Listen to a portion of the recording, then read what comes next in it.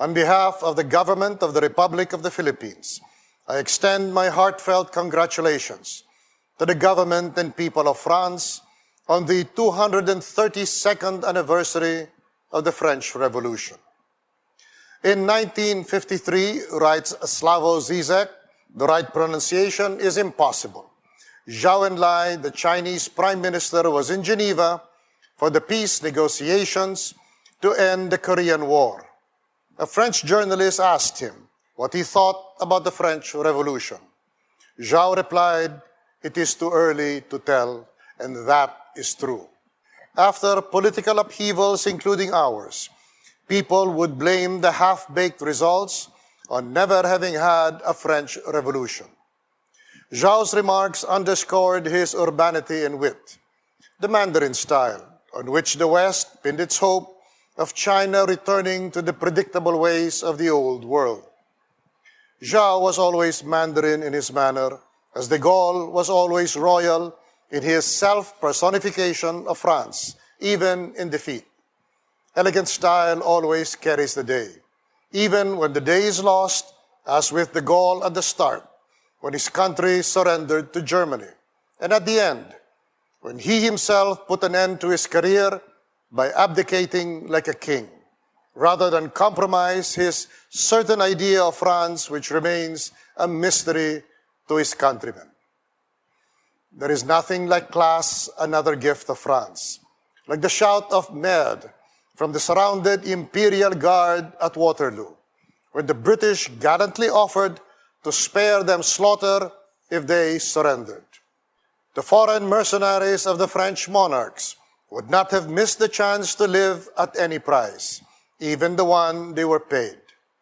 Even the Americans, similarly situated, could not improve on it at the Battle of the Bulge, another gift of France, like the faint and broken voice on the radio after Dien Bien Phu.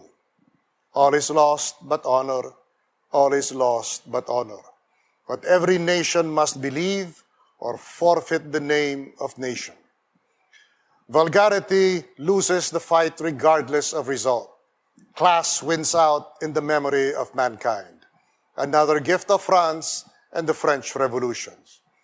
Since Zhou made that remark, every major political change with revolutionary aspirations or pretensions would show it is the French model being attempted to be followed.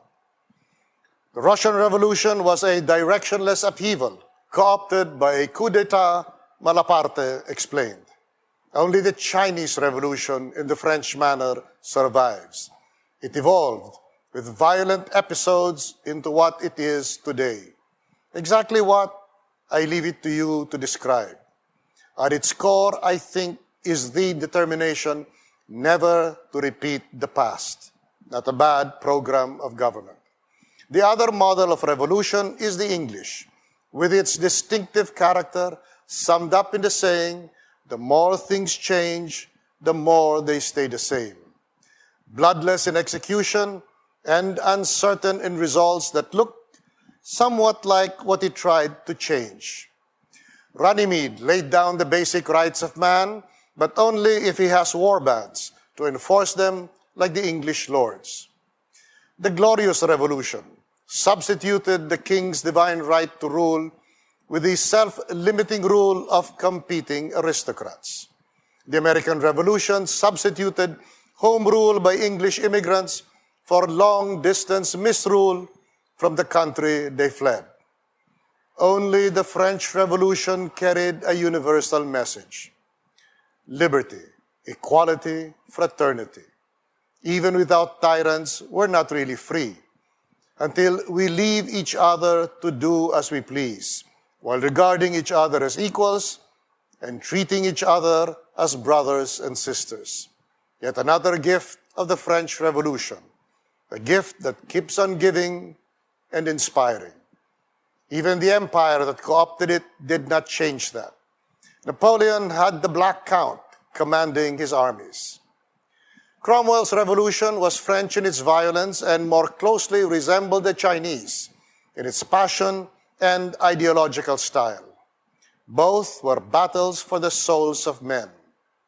Battles for the souls of men are fought at the body's expense, a great many bodies.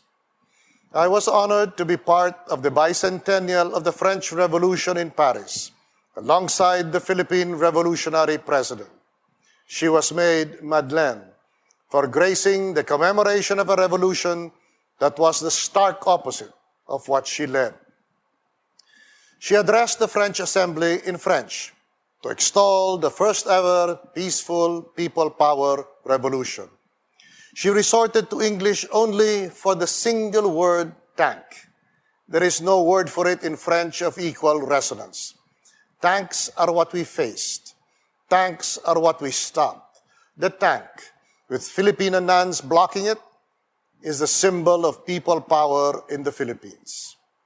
EDSA sparked revolutions of the same bloodless character throughout the Soviet bloc. She announced their outbreak at the White House reception for her, to American astonishment. She was in the know before they were. The results range from democracy of questionable competence to fascism, elected by popular ballot and sustained by bullets and jail. Peaceful people power would never be repeated. In a few years, Burma would show that you can shoot down people power and jail the woman instead of making her president. So most revolutions followed the French, violent in the performance, chaotic in the result, still uncertain in its final outcome. That outcome was dodged by the French when the revolution was co-opted by empire, but it endures universal in its three ideals as practiced, not preached, by the real camaraderie of revolutionary officers and men. Pity, it might have produced a republic like nothing before or since. The story of democracy in France all the way to de Gaulle showed the interesting possibilities. Freedom and a strong, self-accountable executive. Marcos tried to copy it. He carried two books around with him, one of the French Revolution, the other of Napoleon. I still have that one. But the model required de Gaulle himself to work, and he was French, not Filipino. In a way, the French Revolution can be said not to have failed.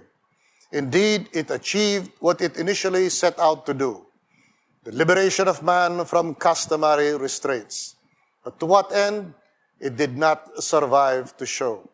So, the temptation of the French Revolution keeps its grip on the political imagination. The last incarnation of Saint-Just was Frantz Fanon, on behalf of the wretched of the earth. Its latest manifestation may well be the mass fundamentalism that's broken out from the Maghreb to the Hindu Kush. How should we think of the French Revolution? It is still too early to tell. But we are grateful to France for the inspiration of that which not just the French, but all oppressed mankind commemorates, the French Revolution. It isn't over. The jury of history is still out. The judges are the oppressed. Vive la France! Happy fall of the Bastille Day.